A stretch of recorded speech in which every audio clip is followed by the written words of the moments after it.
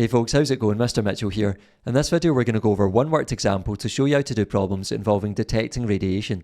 Now if you haven't already done so, check out my previous video covering the theory on this topic, and that way you can apply what you learned in that video to this one. So let's get started. In our one and only question here it says state one detector of ionising radiation and explain briefly how it works. Well, here you've got a choice and you could say any one from the following. So if you were stating Geiger-Müller tube as your detector of radiation, you could say it consists of a gas, central rod and outer casing with a voltage applied between them.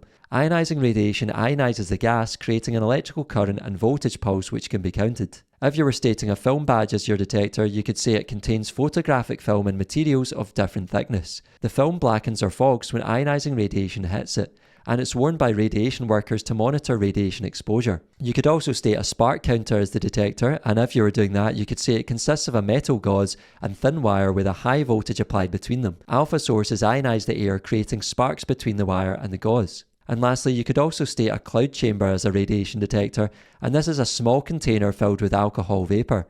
The paths of charged particles can be observed as they move inside the chamber. That's all for this video folks, I hope you found it useful. If you did, give it a thumbs up, subscribe to the channel, and I'll see you in the next one. Take care.